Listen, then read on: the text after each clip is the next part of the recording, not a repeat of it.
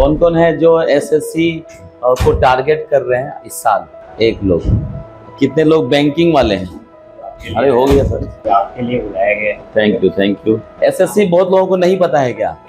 ऐसा भी है, मुझे ऐसा लग रहा है, क्योंकि अगर आप तैयारी नहीं कर रहे हैं और गाइडेंस में हैं और एसएससी नहीं कर रहे हैं, इसका मतलब है कि एसएससी का जो बोलते हैं ना कि मेन चीज है वो आपको पता नहीं है कि व्हाट इज एसएससी। जैसे कल ही एक लड़का आया था मेरे पास और मैं उसको रोड मैप बता रहा था कि क्या क्या अपॉर्चुनिटीज हैं। तो मैंने जैसे ही लिखा एसएससी तो वो बोल रहा है कि सर ये सीनियर सेकेंडरी वाला है क्या? तो एसएससी वो नहीं है, पता है, इतना पता है सबको। एसएससी का मतलब है स्टाफ सिलेक्शन कमीशन। होता क्या है, जैसे कोई भी गवर्नमेंट सेक्टर में आप जाएंगे, किसी भी ऑफिस में जाएंगे आप, तो वहां पर 4 तरह के लोग रहते हैं उस ऑफिस में। जो सबसे बड़ा ऑफिसर होता है वो होता है ग्रुप ए ऑफिसर, उसके नीचे होते हैं ग्रुप बी, सी और डी होता है। तो जो ग्रुप ए ऑफिसर होता है इसका रिक्रूटमेंट यूपीएससी करती है, और अगर स्टेट की बात करें तो एमपीएससी करती है। जो ये बीसीडी है इसके लिए रिस्पॉन्सिबल है कौन?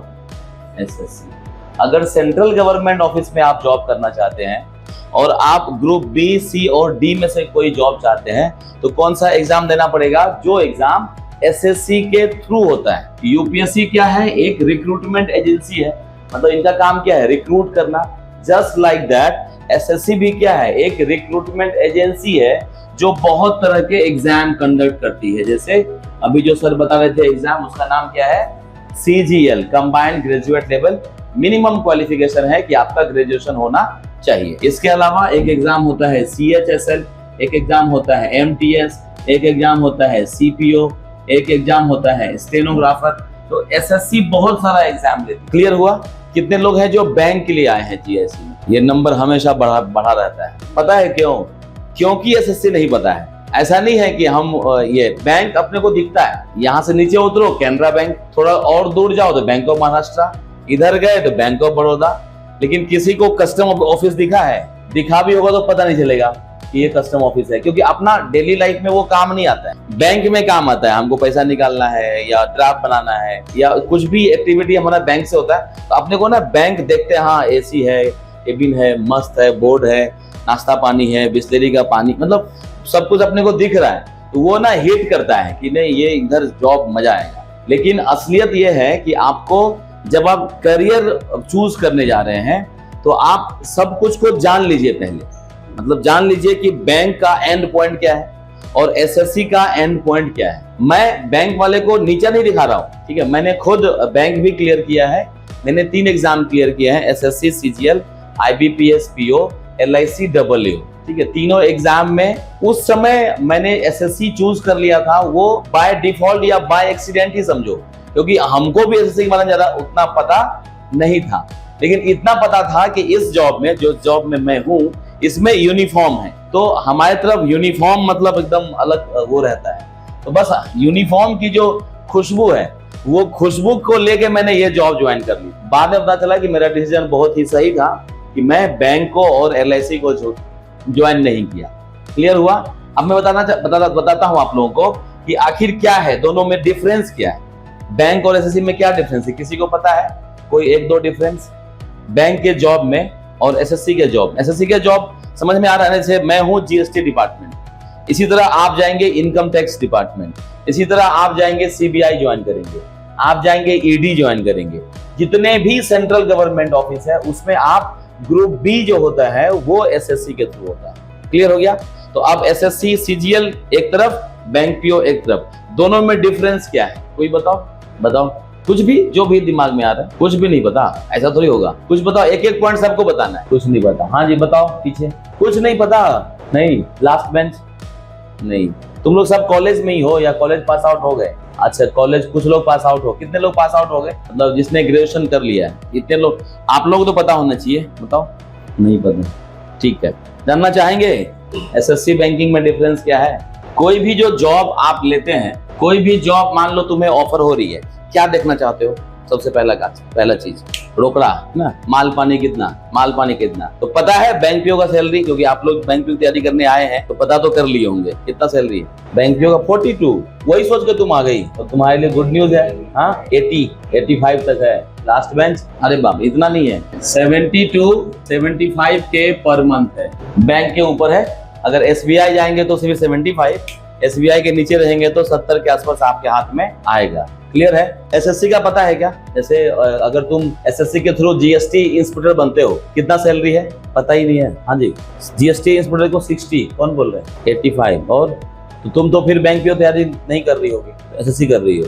यहाँ पर है अभी 87,000 पर मंथ, पहला पॉइंट में ही SSC आगे निकल गया। ठीक है, जहां पर हमको पता ही नहीं है। तो होता क्या है, नॉलेज लेना बहुत जरूरी है। बाद में देखो, अब एग्जाम क्या है, टफ है, इजी है, वो पहले ही क्यों हम सोच लें कि SSC टफ होगा, पैसा ज्यादा है, तो ऐसा नहीं है। हो सकता है कि आपके लिए SSC इजी हो, है ना। मेरे केस में क्या हुआ था वो बताता हूं मुझे भी SSC के बारे में किसी ने बताया नहीं था, तो पता भी नहीं था। और हमारे जमाने में SSC इतना ज्यादा प्रोमिनेंट भी नहीं था, मतलब रेगुलर एग्जाम भी नहीं होते थे। तो मैं पहले जॉब करता था मीडिया में, मतलब न्यूज एंकर था मैं टीवी में। 2008-9 की कहानी है, तुम लोग का जो जन्म हो गया था, हाँ 8-9 की कहानी है। तो उस समय मैं मीडिया में था, न्यूज में था। तो वो जॉब छोड़ दिया था और मुझे गवर्नमेंट जॉब चाहिए। पापा और फैमिली का प्रेशर था कि गवर्नमेंट जॉब तुम लेके दिखाओ। तो वो जॉब छोड़ के मैं आया इधर। तो उस समय बैंक जो है वो हर एक संडे एग्जाम होता था बैंक में। तो समझो उस समय 27 बैंक थे, मतलब गवर्नमेंट बैंक। अभी कितने बैंक है, PSU कितने हैं अभी बैंक, मतलब बैंक में जाओगे तो कितना तुम्हारे पास अपॉर्चुनिटी है, 14 है। 11+1 है, पता है 11+1। ये जो 11 है वो नेशनलाइज है और ये है स्टेट बैंक ऑफ इंडिया। तो जो 11 बैंक है वो एग्जाम होता है IBPS के थ्रू। क्लियर है? तो जब मैं तैयारी शुरू किया था तो उस समय 27 बैंक थे और 27 बैंक अपना अपना एग्जाम लेते थे। मतलब कैनरा बैंक का अलग फॉर्म निकलता था, बैंक ऑफ बड़ौदा का अलग फॉर्म निकलता था, बैंक ऑफ इंडिया का अलग फॉर्म निकलता था। तो समझो हर एक संडे किसी ना किसी बैंक का एग्जाम होना ही है, ऐसा था। तो जब वो वैकेंसी आती थी तो अखबार में देखते थे कि न्यूज में ये बैंक PO का वैकेंसी आया, और मैं न्यूज में काम कर रहा था। तो वो वैकेंसी देख के मैं इधर मूव किया कि चलो सरकारी नौकरी लेना है तो बैंक का नौकरी मिल जाएगा, जॉब मिल जाएगा। फिर मैं इधर बैंक की तैयारी में आ गया। लेकिन अनफॉर्चुनेटली बैंक की तैयारी जब मैं कर रहा था तो उसमें 4 सेक्शन होते हैं, आज भी 4 सेक्शन है। क्या क्या है? मैथ्स, रीजनिंग, इंग्लिश, GK, है ना। आज भी 4 है। आज क्या किया है इन लोगों ने, PT और मेंस कर दिया है। उस समय में सिर्फ एक ही एग्जाम होता था। तुम लोग बोलोगे अरे कितना मस्त है, एक ही एग्जाम दो, काम कहानी खत्म। तो ये हमेशा समय के अनुसार जो है पैटर्न चेंज होते रहता है। ठीक है, डिमांड एंड सप्लाई वाला रूल है। तो अब उसमें उस समय क्या था गड़बड़ी वो समझाता हूँ। देखो उस समय क्या था, मैथ, रीजनिंग, इंग्लिश, GK, हर एक सेक्शन में आपको कम से कम 40 नंबर लाना जरूरी था। उसको बोलते हैं सेक्शनल कट ऑफ, जो आज भी है। बट आज क्या है, वो वेरी करता है स्टूडेंट के परफॉर्मेंस के अकॉर्डिंग। मैथ का कट ऑफ जाएगा 5, रीजनिंग का जाएगा 6, सेक्शनल कट ऑफ जो बता रहा हूं। लेकिन उस समय क्या था, हमारे समय में ये फिक्स्ड होता था कि अगर आप 39 लेके आए ना मैथ में तो फिर आपका सिलेक्शन नहीं होगा। आ रहा है समझ में? हाँ, ये जो है ये मैं 100 में बता रहा हूँ, 100 में। हाँ, इसको समझना। 40 मतलब 50 में 40 नहीं है, 100 में 40, मतलब 20% जो है आपको लेके आना है। कितना?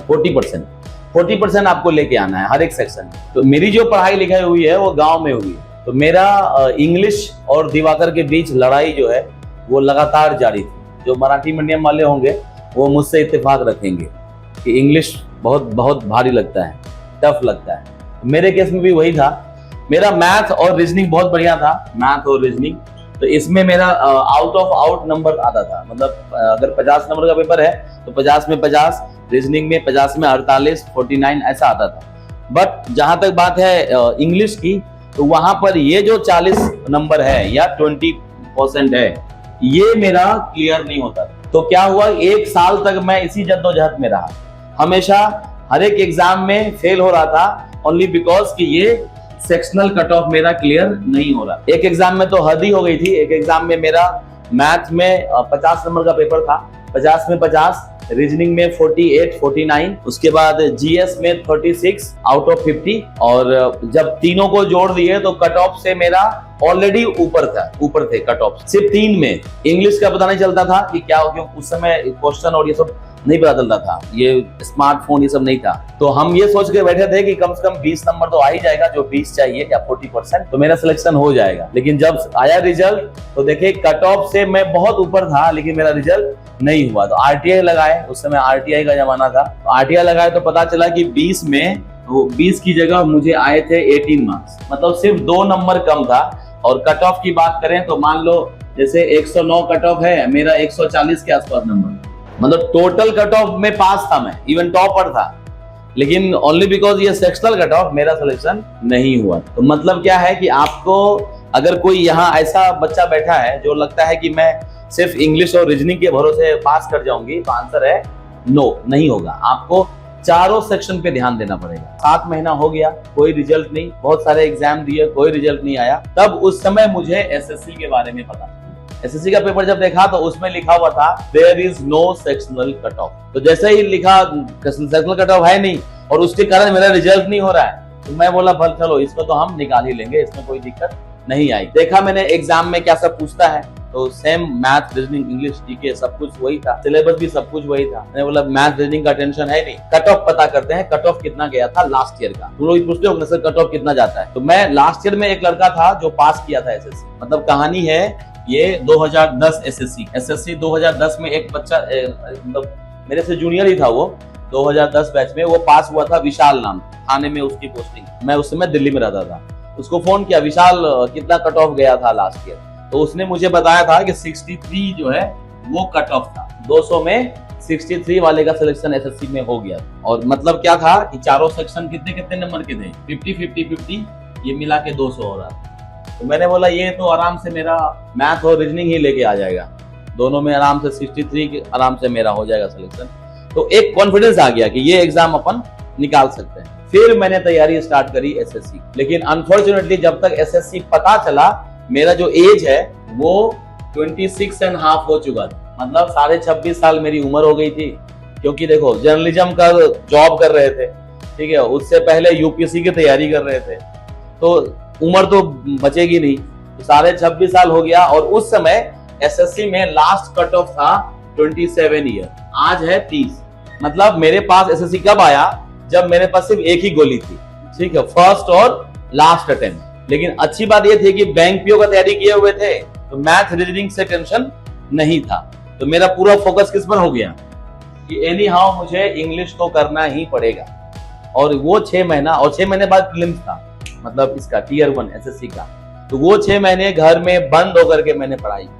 घर में बंद होने का मतलब है 10 बाय 10 का रूम था, 3 दोस्त थे, तीनों दोस्त ने मोबाइल को फेंक दिया था और एक रूम में पैक हो गए, ठीक है। और किसी इन तीनों के अलावा किसी को देखे ही नहीं 6 महीने तक। ऐसा समझो कि सुबह 5 बजे उठना, रनिंग करना, फिर आना, खाना अरेंज करना, फिर 10 बजे मॉक के लिए बैठ जाना, फिर 10 से 12 मॉक लगाना, 12 से 2 लंच एंड डिस्कशन, फिर 2 से 4 मॉक लगाना, फिर 5 बजे निकलना, तीनों जाके रनिंग करना, फिजिकल एक्टिविटी, फिर 5 से 6 आए, 6 से 9 जो है फिर खाना पीने का इंतजाम करना, फिर 9 से 12 पढ़ाई करना, 12 बजे सो जाना, फिर 5 बजे उठ जाना। ये मेरा हम तीनों का रूटीन था। फाइनली हम तीनों पास हो गए। जैसे मेरे पास 3 जॉब आ गई, जो एक विभाकर थे उनके पास 4 जॉब थी, और जो तीसरा था उसके पास जो है 2 जॉब। तो एसएससी तीनों का निकला। जैसे मेरा 2 और एग्जाम निकला, और जो विभाकर जी थे उनका यूपीएससी में असिस्टेंट कमांडेंट होता है, वो भी क्लियर हो गया उसका। तो फाइनली हम तीनों पास हो गए। निष्कर्ष क्या है कि वो जो 6-7 महीने घर में बंद रहे, आप क्या बोलोगे, मुझे तो इंस्टाग्राम भी चलाना है, फेसबुक भी देखना है, नहीं तो फेसबुक वाले को नुकसान हो जाएगा, वो मेरे भरोसे ही बैठा है, तो फिर नहीं होगा, ठीक है। आपको जो भी डाइवर्ट कर रहा है, जो भी आपको डिस्टर्ब कर रहा है, उसको आप अपनी जिंदगी से निकाल के बाहर फेंको। ये 1 साल के लिए, ये एग्जाम ज्यादा बहुत बड़ा तोप नहीं है, ये बहुत बड़ा तोप कोई नहीं, अगर निकाल रहा है तो बड़ा तोप नहीं है। 1 साल आप घर में बंद हो जाइए, आपका सिलेक्शन हो जाएगा। एक मेंटोर रखिए जो आपको गाइड करे। जैसे मेरे मेंटोर थे अतुल जैन, मैथ जो जिन्होंने पढ़ाया था, तो मेरी रोज की एक्टिविटी हम लोग उनको पोस्ट करते थे, आज हमने इतना किया, मॉक में इतना नंबर आया, आगे क्या करें। तो एक मेंटोर आप पकड़ लीजिए जो कि आपको गाइड करे, बाकी किसी की जरूरत नहीं, ठीक है। माँ बाप को बोल दीजिए कि पैसा का जरूरत पड़ेगा तो आप दे दीजिए, उतना अगर माँ बाप कर रहा है तो आप बहुत ही लकी हैं, ठीक है। और नहीं तो बहुत ऐसे बच्चे हैं जो खुद कमा रहे हैं, फिर खुद खर्चा ले रहे हैं, ये भी है। हाँ, अगर किसी का शौक है कमाना तो फिर मेरा एडवाइस होगा कि छोड़ दो उस कमाई को, अगर प्राइवेट नौकरी है और घर में अगर दे सकते हैं तो 1 साल के लिए अपने आप को बांध दो। ये 1 साल की ज्यादा तपस्या नहीं है, 1 साल में आपका सिलेक्शन हो जाता है। क्लियर हुआ ये? तो मैं क्या बताना चाह रहा था कि जो इंग्लिश का मेरा स्थिति ऐसा था, 0 था, तो वो जो 6 महीना बंद रहे, घर में बंद रहे, रोज 3-4 घंटे सिर्फ मैं इंग्लिश ही पढ़ता था। मैथ रीजनिंग पढ़ने की जरूरत थी नहीं। जीएस मेरा बहुत ही अच्छा था क्योंकि यूपीएससी की तैयारी किए हुए थे पहले, तो ना जीएस पढ़ना था ना मैथ रीजनिंग। तो वो 6 महीने सिर्फ और सिर्फ RS अग्रवाल का बुक आता था उस समय, जनरल इंग्लिश करके, तो वो हमने पढ़ा था। फाइनली उसी तैयारी से, मतलब एसएससी का गोल रखा था और बैंक पीओ भी निकल गया बाद में, फिर LIC WO भी निकल गया। मतलब अगर आप एक तैयारी भी मन लगा के करते हैं, आप देखते भी होंगे जो यहाँ पर आते हैं, जो पास करते हैं बच्चे, वो जब एक एग्जाम पास करते हैं ना, बार बार हर एक एग्जाम पास हो जाता है। अभी जस्ट जो हुआ था सेमिनार यश का भी रेलवे भी क्लियर हो गया, ठीक है। तो तैयारी किस से किया? वो एसएससी का एग्जाम सब निकलेगा, क्योंकि एक लेवल आप अचीव कर चुके हैं ना, तो आपका कोई भी एग्जाम जो है निकल जाएगा। 1 डे एग्जाम, ये सब 1 डे एग्जाम, क्लियर है। तो हम लोग बात कर रहे थे कि सैलरी में एसएससी का हिसाब किताब नहीं समझ में आ रहा है, सबसे ऊपर है, कोई दिक्कत नहीं है। अच्छा, इससे पहले सेमिनार कोई अटेंड किए हो तुम लोग? अभी ये पहला ही है ये सेमिनार। तुम देखोगे कि यहाँ पर ना सेमिनार के लिए जो स्पीकर आएंगे वो कोई भी बैंक पीओ वाला नहीं आएगा। मतलब बैंक पीओ, इवन हमारा बहुत बच्चा बैंक पीओ पास किया है, तो उसको भी फोन करता हूँ कि भाई आजा, बच्चे को थोड़ा गाइड कर दे, उसके पास फुर्सत नहीं। समझ में आ रहा है? यहाँ पर 2nd और 4 का चक्कर है, ठीक है। इधर कोई चक्कर नहीं है, आप आराम से जो है छुट्टी मना सकते हैं, कोई दिक्कत नहीं है। इवन जो छुट्टी है यहाँ पर बोलते हैं, कल ही मेरे गेस्ट आए थे आशुतोष सेंगर, आशुतोष और हम दोनों एक साथ तैयारी करते थे। जो ये कहानी थी ना मेरी फेल वाली, उस समय वो पास कर गया था, 1 साल पहले पास कर गया था, बाद में मेरा एसएससी हो गया। तो अभी वो AGM है बैंक में, बैंक ऑफ महाराष्ट्र में AGM है। AGM का मतलब थाने डिस्ट्रिक्ट में जितना भी ब्रांच है वो सबका हेड है वो। मतलब मान लो 70 ब्रांच है, तो 70 ब्रांच की जो ब्रांच मैनेजर हैं उनको वो कॉल करता है मीटिंग के लिए, और सब ब्रांच मैनेजर चुपचाप सुनते रहते हैं। इतने बड़े लेवल पे स्थिति ये है बेचारे की कि 6 महीना हो गया, उस पर कल आया मेरे घर, कब से बुला रहा था मैं, सोचो। और उस पर आने के बाद भी फोन चल रहा है, जबकि सरकारी बैंक में, बैंक ऑफ महाराष्ट्र क्या है, PSU है, सरकारी बैंक। तो मतलब यहाँ पर ना आपको है वर्क प्रेशर है, ठीक है, छुट्टी नहीं है। वो बोल रहे थे कि दिवाकर छुट्टी तो बहुत है हमारे पास, लेकिन मिलती नहीं है। समझ गए? तो छुट्टी बस रखे रहेगी, एक्सपायर हो जाएगी, बट आपको मिलेगी नहीं। तो बैंक में ये कहानी। अब तुम बोलोगे सर सब निगेटिव ही बोल रहे हैं खाली बैंक का, पॉजिटिव तो बताओ। पॉजिटिव भी है। पॉजिटिव क्या है? यहाँ पर इसका ऑफिस चकाचक रहेगा, ठीक है, एकदम जाओगे, एकदम ऐसी वैसी पंखा वंखा, एकदम ताम झाम, मस्त मस्त मजा आएगा। यहाँ पर मैंने बोला है ऑफिस आने के लिए, नहीं तो क्यों आ रहे हो? तो ऑफिस बहुत कंडम हालत में रहेगा, तुम जाओगे तो दोबारा नहीं पहुंचोगे। जैसे मेरी वाइफ एक बार मेरे ऑफिस आई थी, 14 साल में सिर्फ एक बार आई है, इसके बाद वो मेरे ऑफिस में कभी नहीं आई। तो ये है, मतलब ऑफिस का इंफ्रा यहाँ बहुत ज्यादा वीक है। यहाँ पीने का पानी भी तुमको दिक्कत से मिलता है, तो हम लोग खरीद के ले आते हैं। यहाँ पर वैसा नहीं है, यहाँ अलाउंसेस बहुत ज्यादा है। तुमने देखा सैलरी में डिफरेंस है, यहाँ पर अलाउंसेस कम है, यहाँ अलाउंसेस ज्यादा है। मतलब आपको घर मिलता है 3 BHK, ठीक है, 50,000 रुपए घर के अलग से मिलते हैं, पेट्रोल मिलता है, गाड़ी घोड़ा ये सब मिलता है। यहाँ पर वो सब उतना ज्यादा आपको तामझाम नहीं मिलेगा। क्लियर है? समय हो गया, ये हो गया। छुट्टी यहाँ आराम से मिलता है, यहाँ छुट्टी नहीं मिलती है। और क्या जानना चाहोगे जॉब में, और कौन सा पॉइंट रहेगा? मतलब कोई भी जॉब सेलेक्ट करने के लिए तुम लोग के मन में क्या पैमाना है, क्या बेस है, और कुछ डिफिकल्ट लेवल किस चीज का? एग्जाम का।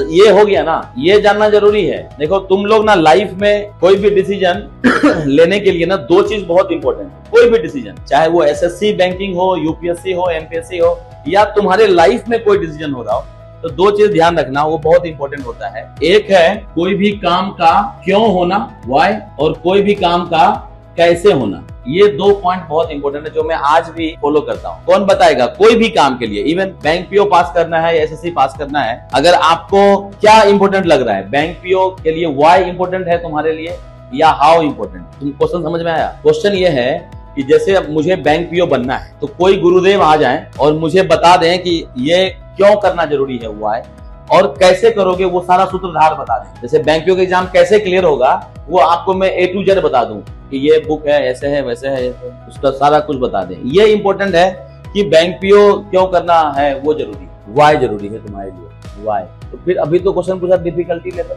व्हाई तो बता दिया, लेकिन तुम लोग कहाँ आ गए, हाउ पे आ गए ना, कि सर एग्जाम का बता दीजिए। तो मतलब क्या जानना चाह रहे हैं, इंपॉर्टेंट क्या होना चाहिए? अब खुद ही फंस गए। कोई भी चीज के लिए क्या इंपॉर्टेंट है, अब सोच के, अब समझ में आ गया क्वेश्चन, अब सोच के बताओ तुम्हारे लिए क्या, क्योंकि सबके लिए अलग अलग हो सकता है। तुम्हारे लिए क्या है, क्या इंपॉर्टेंट है? अभी मैं तुमको बैंक पीओ का पूरा सार बता दूं कि ये बुक है, ये पढ़ना है, पूरा क्लियर कर दूं। आओ कैसे बैंक पीओ बना जाता है पूरे अच्छे से बता दूं, दोनों में भी। अच्छा तुम्हारा क्या है बैकग्राउंड? ड्रग इंस्पेक्टर के लिए कौन सा एग्जाम होता है? अच्छा तो उस एग्जाम में क्या पूछता है? कहानी हो गया ना उधर ही। इधर क्या पूछ रहा है? वही पूछ रहा है ना। तुम ये क्यों बोल रहे हो मेरा नहीं है?